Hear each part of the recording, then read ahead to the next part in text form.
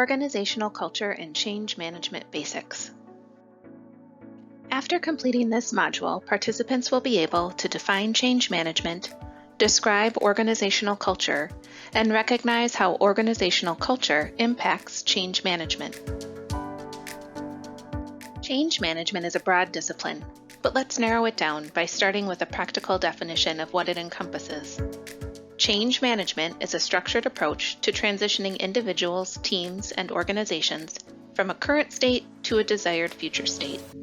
It is an organizational process to empower employees to help design and embrace changes in their current environment. In the QI Basics Introduction to Quality Improvement module, we defined quality improvement as bridging the gap between what we know and what we do. Here, we'll take that a step further. As it relates to change management, quality improvement is the path through change, adapting to new ways of looking at and accomplishing work.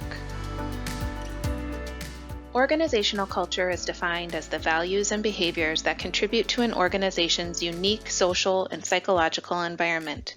In other words, organizational culture is how we do our work and behave and interact with each other. An organization's culture reflects the shared values, patterns of belief, and expectations that guide the behaviors of the individuals that make up the organization. For example, some organizations get things done by using face-to-face communication, more in-person meetings as part of their cultural preference, and in other organizations, electronic communication is the cultural norm. Large organizations have an overarching culture and are made up of mini-cultures in each facility or department, and even further differences among those. Think day shift compared to night shift, for example. The ability to manage change, and therefore improve quality, is dependent on organizational culture. In this way, change and culture are related but unique concepts. Keep in mind that change brings both anticipation and nervousness, along with new opportunities. Process, policy, and procedural changes need to be assimilated at several levels where individuals are impacted and asked to alter what may be routine and standard for them. As organization development expert Peter Drucker so succinctly put it, culture eats strategy for breakfast. The idea here is that despite the best laid plans and strategies to make change happen, the culture of our environment will dominate. If your culture is very resistant to change, quality improvement efforts will likely be harder to implement. A culture or environment that is open and welcoming to change is a key ingredient for successful quality improvement initiatives, as processes will be modified and individuals will be required to work in different ways. In assessing your organization's readiness for change, think about how your policies, systems, and environment define your culture and adaptability to change. A few things to keep in mind regarding the process of change. Staff involvement and ongoing communication and feedback loops are essential to supporting change. Sometimes the only way to change culture is to change key people. Individuals in leadership positions need to be on board, otherwise the old ways of doing things will reassert themselves. New approaches sink in after success has been proven. People need to see results. Finally, know that culture change comes last. Most alterations in norms and shared values come at the end of the transformation process. William Bridges, the author of Managing Transitions, provides a simple insight that is key to understanding the challenge of creating, adapting to, and making change successful within our organizations. There can be any number of changes, but unless there are transitions, nothing will be different when the dust settles.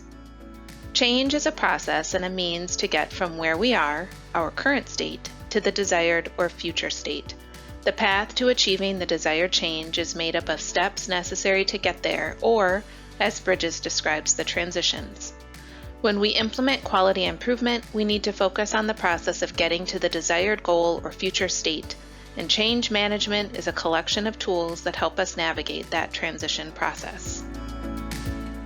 Factors in change management that can help us achieve our desired goals, or pillars that hold up the bridges of transitions, include leadership commitment. The leadership role is key, and there must be commitment for the long haul. A shared focus on goals and understanding of the why behind change efforts. being attentive to both the technical and personal aspects of change. There are the mechanics of change that we need to make change happen, but always keep the person or individual as a primary variable in the change equation. And recognizing how each person adapts to change and working to make that happen, including for yourself. Again, keep the people aspect of change at the forefront. For example, individuals need information to help them understand and navigate their own way through change. Each person will deal with and adapt to change differently. While quality improvement is a discipline that demands change, it's important to validate that resistance and apprehension to change is a normal human phenomenon and something that we need to recognize when promoting change. We are creatures of habit, and change can make us feel out of control, uncertain, and fearful of losing command over our work and processes.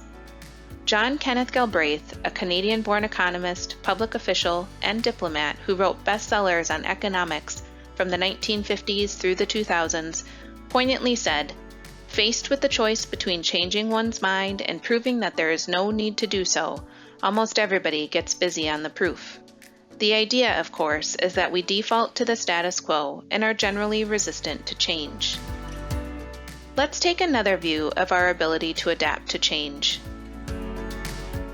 Here are 5 categories that fit under the distribution model included in Everett Rogers' Diffusion of Innovations book. Think about where you might fit in, and do you feel that you will always fall into the same category, or does that shift depending on what type of change you are contemplating or confronted with? Within the distribution, innovators or enthusiasts are on the cutting edge of change, but account for only 2.5% of change adopters. Early adopters, or visionaries, follow the innovators in adoption, making up 13.5% of the bell curve. Pragmatists and conservatives, referred to by Rogers as the early and late majority, account for 34% each, and together make up roughly 2/3 of the change adopters.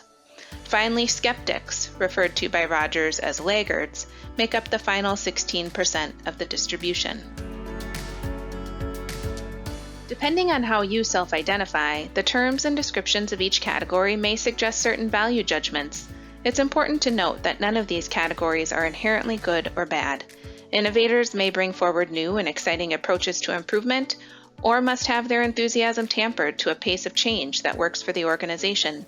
Skeptics may have important questions and be wary of change for the sake of change, or they may need extra support in getting on board with an initiative.